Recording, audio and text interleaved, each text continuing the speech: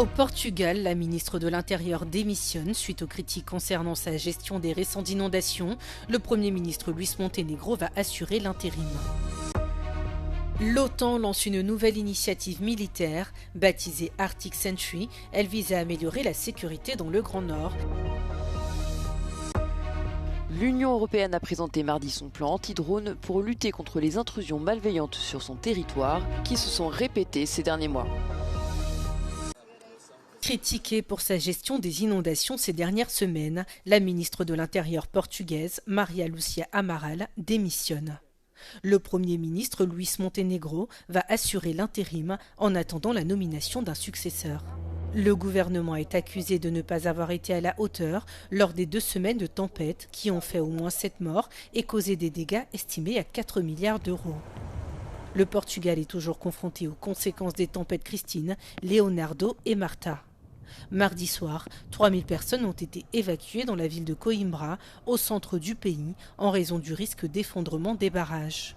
Le pays enregistre une nouvelle journée de fortes pluies ce mercredi, avec 9 districts sous alerte orange.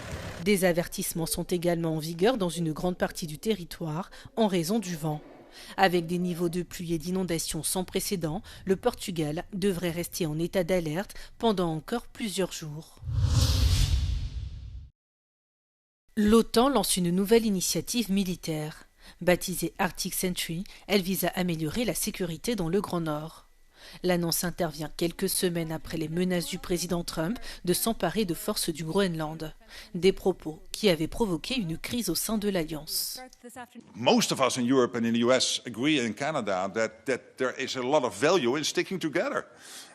Because NATO is there not only to protect Europe and Canada, but also the United States. I mean, for the US to stay safe going forward, they need a secure Arctic, a secure Europe and a secure Atlantic. And for Europe to stay safe, of course, we need, of course, this close cooperation, transatlantic. La mission, actée à Davos en janvier dernier, suite à un échange entre le président Trump et le secrétaire général de l'OTAN, a pour objectif de maintenir la stabilité dans cette région, alors que Donald Trump évoque la question de la sécurité pour justifier son projet d'annexion. Le président américain a affirmé à plusieurs reprises vouloir empêcher la Russie et la Chine de s'emparer de ce territoire semi-autonome danois. Avec cette initiative, associée aux discussions en cours entre l'administration Trump, le Danemark et le Groenland, les alliés européens espèrent calmer les tensions entre membres de l'OTAN. L'Union européenne passe à l'action face aux drones malveillants. La Commission a présenté mardi sa stratégie destinée à détecter les intrusions de ce type d'engin sur son territoire, après plusieurs incidents ayant notamment touché des infrastructures critiques en Pologne et en Belgique. We have seen that drones, they have violated our airspace, disrupted our airport operations and caused also near misses with the civilian aircrafts. In fact, this malicious or irresponsible use of drones affects the protection of critical infrastructure, also our external borders, ports, transport hubs and public spaces, as well as maritime safety and energy security. Bruxelles prévoit d'accroître les investissements dans les technologies capables de distinguer les drones malveillants des engins inoffensifs. La Commission prévoit également de créer une certification permettant d'identifier les systèmes anti-drones sécurisés et de proposer un achat groupé aux pays intéressés par ces équipements. Rendez-vous le 7 juillet pour Marine Le Pen. À l'issue des débats ce mercredi 11 février, la Cour d'appel de Paris a fixé la date qui va déterminer le sort de la chef de file du Rassemblement national. Plus la décision était rendue tôt, mieux je me portais, à déclarer à l'issue de l'audience celle qui espère présenter une 4e candidature à l'élection présidentielle au printemps 2027. Le parquet n'a pas requis l'exécution provisoire, c'est-à-dire immédiate, de la peine, contrairement au jugement de première instance.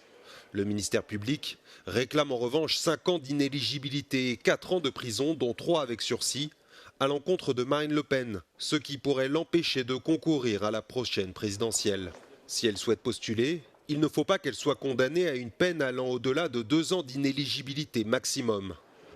Il est reproché à Marine Le Pen, ainsi qu'au RN ex-Front National, et à 10 cadres, tous condamnés en première instance, d'avoir fait embaucher des assistants parlementaires pour les eurodéputés du parti, payés par des fonds européens, mais dont l'activité n'était qu'au seul bénéfice du mouvement à la flamme. La sidérurgie française franchit un cap dans sa décarbonation. En présence d'Emmanuel Macron, le géant de l'acier ArcelorMittal a confirmé mardi la construction de son plus gros four électrique en Europe sur son site de Dunkerque.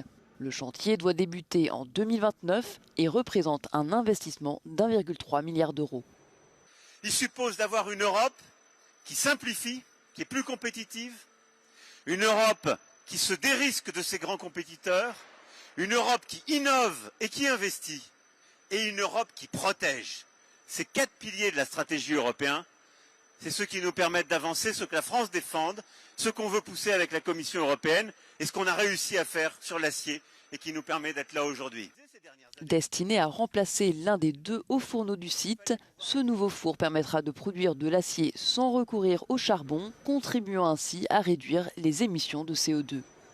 La moitié du financement sera assurée par le mécanisme des certificats d'économie d'énergie, un dispositif piloté par l'État qui impose aux fournisseurs d'énergie de soutenir des projets visant à réduire la consommation énergétique.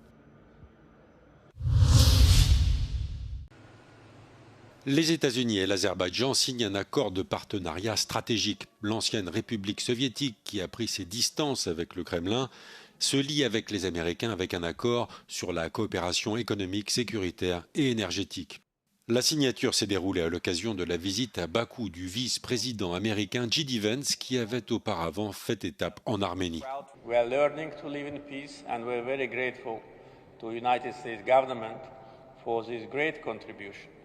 Not only we lifted all the restrictions on the transit of cargo through Azerbaijan to Armenia, but we ourselves started to supply oil products to Armenia, thus beginning actually trade and beginning cooperation. La visite de J.D. Vance dans le Caucase du Sud vise, selon Washington, à consolider l'accord de paix que l'Azerbaïdjan et l'Arménie ont signé en août dernier à la Maison-Blanche. Washington souhaite notamment faire avancer le projet de corridor de transit qui doit relier l'Azerbaïdjan à son enclave du Nakhichevan en passant par l'Arménie. J.D. Vance a rencontré à Erevan le Premier ministre arménien Nikol Pachinian et les 2 hommes ont signé un accord de coopération relatif au nucléaire civil. The US Vice President's visit to Armenia and now Azerbaijan is historic for the 2 countries who are forging ahead with peace and cooperation. But it's also significant for the reinforced relationship between the South Caucasus and the United States for a couple of reasons. One being the economic cooperation, and the other, the fast-moving geopolitical realities of this region. Une manifestation anti-gouvernementale émaillée de violence à Tirana. La police albanaise compte au moins 16 membres des forces de l'ordre blessés et 13 personnes interpellées. Une foule en colère s'est rassemblée mardi soir devant le Parlement pour accuser le Premier ministre Edi Rama de corruption et dénoncer un régime présenté comme au parti unique. Des manifestants ont jeté des pierres et des cocktails Molotov sur le Parlement et le siège du gouvernement. Les policiers autour des bâtiments ont utilisé des canons à eau et du gaz lacrymogène. L'ancien Premier ministre et chef de l'opposition Salih Berisha avait lancé l'appel à manifester. Selon lui, un élu de son parti a été blessé. Son successeur à la tête du gouvernement, Edi Rama, a été frappé par plusieurs scandales et vendredi, la Cour constitutionnelle a confirmé la suspension de sa vice-première ministre, Belinda Baloukou, en raison des accusations de corruption portées contre elle. La Commission européenne annonce son intention de mettre en place une application pour venir en aide aux jeunes victimes de harcèlement en ligne. Selon l'exécutif européen, le cyberharcèlement touche jusqu'à un enfant sur 6 âgé de 11 à 15 ans. Le projet en est à ses débuts et s'inspire de l'application et la ligne d'assistance 3018 française. L'idée serait un modèle européen de l'application que les États membres pourraient adapter. We want to make sure that children and youth across EU that they are all equally protected and empowered. Based on shared understanding of what cyberbullying is, we call for all member states to develop coherent national cyberbullying policies. We are making sure that all our relevant tools are fit to combat cyberbullying and that we make use of the latest technologies when addressing it. L'application devrait permettre aux victimes d'envoyer les preuves du cyberharcèlement et de recevoir de l'aide des services chargés de la protection de l'enfance. Le plan d'action prévoit par ailleurs le renforcement de l'appareil législatif sur les services numériques afin de protéger les mineurs des contenus préjudiciables.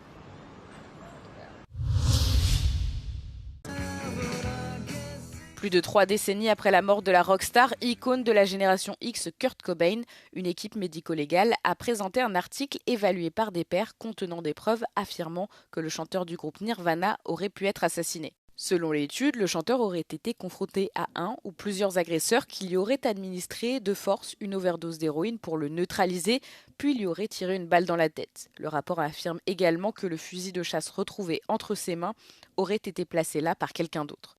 Cette dernière enquête fait suite à une longue recherche de preuves commencée par la sortie d'un documentaire réalisé en 1998 par Nick Broomfield intitulé Kurt and Courtney. Il reprenait ses théories, enquêtait sur la mort de Cobain et affirmait que le meurtre ne pouvait être exclu. Depuis lors, des conjectures persistantes ont circulé selon lesquelles Cobain aurait été assassiné, avec des théories du complot citant sa lettre de suicide prétendument falsifiée et les soupçons croissants entourant son mariage tumultueux avec la rockstar Courtney Love. Les autorités ont toutefois refusé de rouvrir l'affaire. Le leader de Nirvana et légende du grunge a été retrouvé mort dans son appartement le 5 avril 1994 à l'âge de 27 ans. La cause du décès a été jugée comme étant une blessure par balle au visage qu'il s'était infligée lui-même. Cobain luttait depuis des années contre la toxicomanie et la dépression.